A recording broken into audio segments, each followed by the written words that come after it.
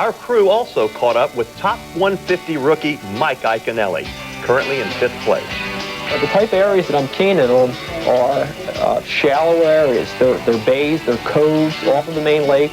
These are areas where the largemouth live all year round. And I think the key to my pattern versus a lot of other people, there are some other people in some of the areas I'm fishing. I think the key, how I'm fishing a little different than these other guys, is that I'm fishing shallower. I mean, the deepest water that I'm fishing is 7-8 foot, and that's 1 or 2 places I have that are 7-8 foot. The majority of my fish are coming 3 to 4 foot of water. At the end of day 2, New Jersey's Mike Iaconelli moves into 1st place with a 2-day total of 43 pounds, 12 ounces.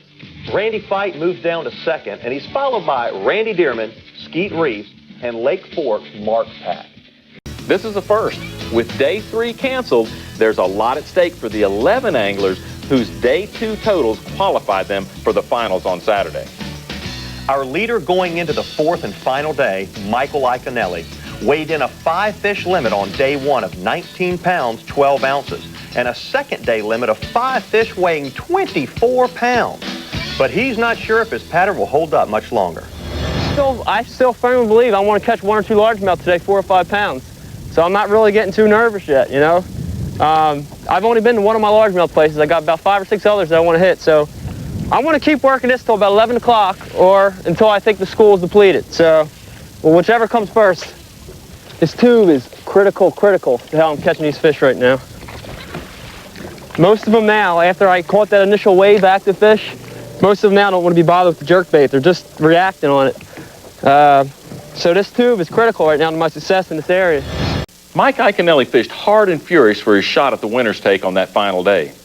His largemouth pattern wasn't working, so he went after the much more reliable smallmouth. And Shaw, let me tell you, these smallmouth have been reliable on Lake Champlain this week.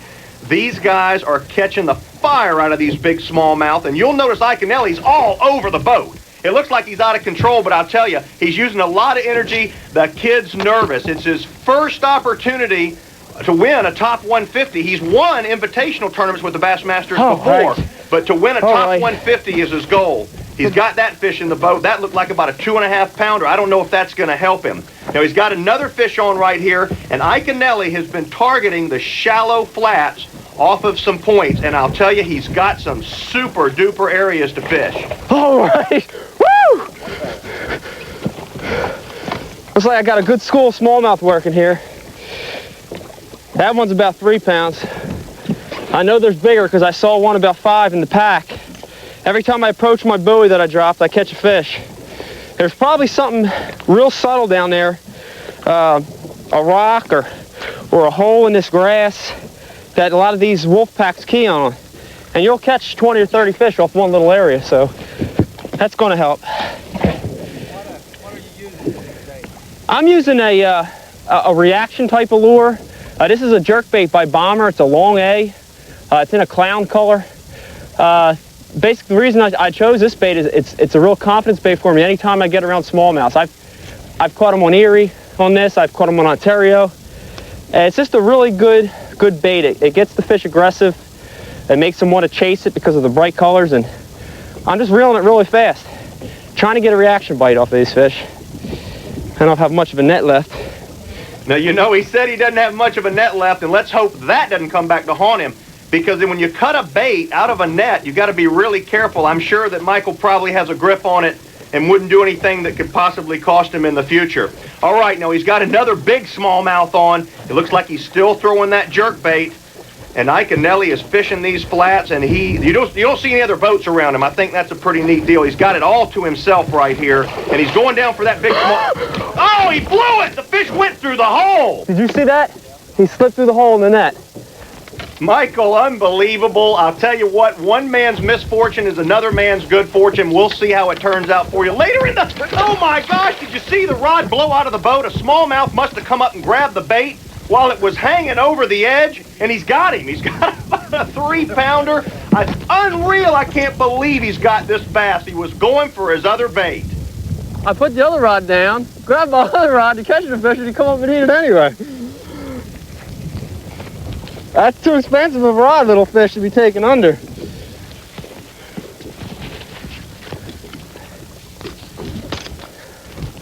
good fish too. He ain't gonna work though.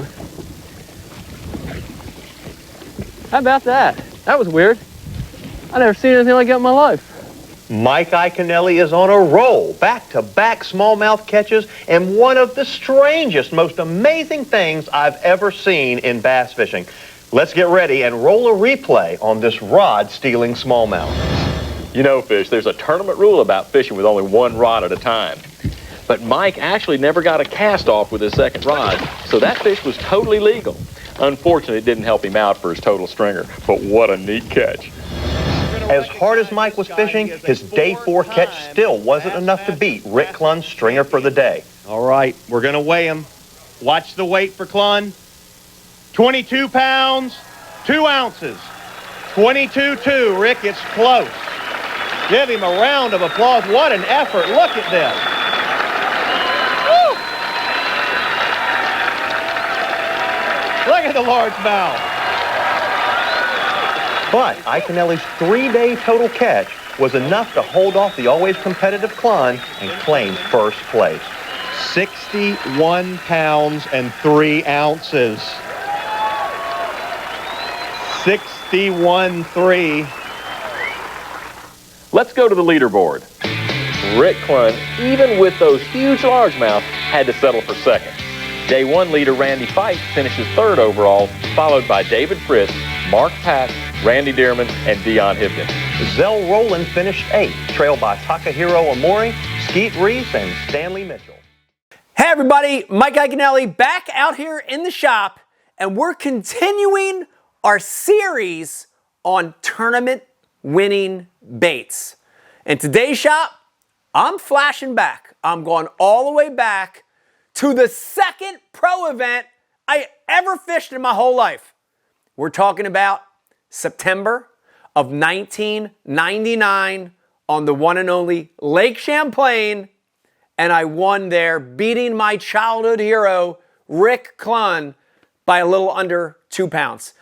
Amazing tournament for me, but I want to talk to you about the baits that helped me get there, specifically on the last day, and really that helped me secure the win. So, Lake Champlain in September, you know, it is fall fishing to a T, guys. You hear all these videos we do about fall fishing. This was fall fishing. In fact, because it was mid to late September, this was the end of fall feed, and it was actually starting to turn into fall, late fall transition. So fish feeding, fish moving, fish preparing for the winter. That was the mode of the lake. My strategy involved fishing smallmouths early, securing a limit, hopefully 15 to 16 pounds, and then going for largemouth to upgrade my catch. Day 1 and day 2, it worked like a charm. Most of the fish I weighed in were largemouth caught on a man's stone jig, flipping it around hard, shallow cover. Tires, docks, piece of wood blown into reeds, anything like that. But day 3, a major storm came through and actually canceled the day. And on the final day, day 4, going into that day, I knew things were going to be different. The air temperature had dropped about 20 degrees. The water temperature actually dropped about 10 degrees. And on that final day, I decided to go right for largemouth instead of smallmouth. I wanted to win. And 3 hours into largemouth fishing on that final day, it wasn't happening. Those largemouth were affected by that cold front. So I went to my B plan, and that was smallmouth, and that's what ended up winning me this tournament. Really for me, I found a flat, and you hear me talk all the time in the fall about that fall feed. Bait, bait, bait, bait. I found the flat, and on the flat, it was 2 miles of scattered vegetation, and I found one spot about the size of a bass boat that was granite. It was granite rock on the bottom.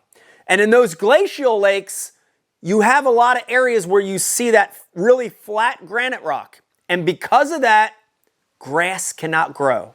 So the scenario was 2 miles of 6 to 10 foot grass with one area the size of a bass boat that was clean as a baby's bottom.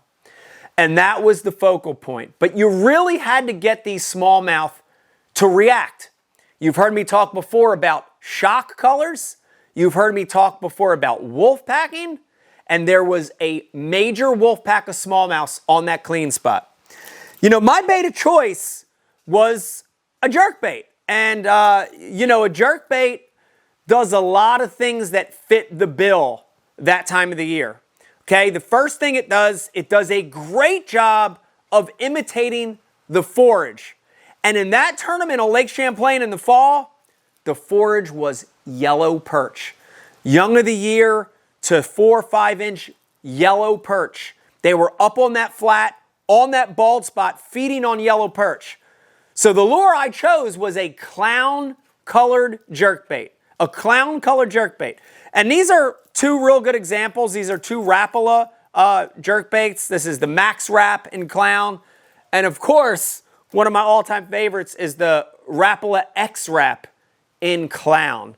But, you know, that clown jerkbait, the color, again, look at that shock color, guys. Clown is chartreuse with a red head, a little bit of orange in it, right? Very bright. And that shock color, along with the action of the jerkbait, really was the trigger to get that school fired up. And, you know, so the bait, the color, but 100% the retrieve was key to firing those smallmouths up. And one of the things I do when I'm fishing that clown color jerkbait, and one of the things I did in that tournament, is I let the fish dictate my cadence. On that final day at Champlain, they wanted it extremely fast with short pauses. So literally I was throwing past that bald spot, I was cranking that clown color jerkbait, and then I would do, just rapid jerks. That water temperature was cooling, but it still wasn't cold enough for a slow pause. They wanted it moving, and that was key. Even back then, guys, I was fishing a rod with a real short butt. 6.5 foot to a 7 foot rod with a really short butt section. And that allows me to keep the rod close. It's all wrist movement. And in that tournament, it allowed me to create that rapid cadence and get those fish fired up. It was so unbelievable that at one point, I was catching them on every cast. And at one point, I put the rod down to grab another rod. The jerkbait was floating on the surface, and a smallmouth came up and ate it as it was sitting there. So it was a dream spot, but that bait, a clown color jerkbait, fished rapidly, getting that wolf pack fired up. That was key. The other bait that really helped me is having a follow-up bait. And you hear me talk a lot about that, having a lure tied on for fish that miss or follow your regular bait. And in Champlain, the follow-up bait of choice for me was a tube. And, you know, I just fished a 1/4 ounce tube. This is a VMC 1/4 ounce tube head, something just like that. With your regular 3.5 inch power tube, used it in a perch color. And 90% of the time, listen how important this is to have a follow-up bait rigged, especially in the fall. 90% of the time, if I would fish that jerkbait and have a follower, have a smallmouth follow to the boat, I would reel that in, I would lay that down, I'd have this rigged up to the rod tip, ready to go, and I could make a small pitch or a little cast to those fish that followed, and 90% of the time, I would catch them on that tube. They thought it was that same bait they were following. It spirals down. They thought it was injured. They'd go down and suck it in. It was an amazing tournament. In fact, I caught them so good on that spot, I left to go back and largemouth fish. Still couldn't catch any largemouth, made one last stop on it, and with these two baits, I was able to cull up just under 18 pounds and win my first pro tournament ever. It was a monumental win for me. It was a career-changing win. When you're that early in your career, that was my freshman season. Money is scarce. Publicity is scarce. So to have that kind of exposure so early in my career, it was really, really important. I hope you enjoyed this in the shop. We're talking about winning baits from my past, and the jerkbait tube combination in that fall situation was the key to my win. Man, if you like what you're seeing, do me a favor, stop real quick, subscribe to my channel, because when you subscribe, we're going to send you a notification, and we're dropping new content every single week. If you're already a subscriber, tell your fishing friends about the channel. We're here to help you hopefully become a better angler and pick up a few tips. That's In the Shop, talking about my Lake Champlain win. I hope you enjoyed it. Bye. Hey everybody, Mike Iaconelli. I hope you enjoyed this week's In the Shop. I hope you learned a little bit. And if you like these videos, remember, there's a whole boatload. Check out these two, and you're going to learn more about bass fishing.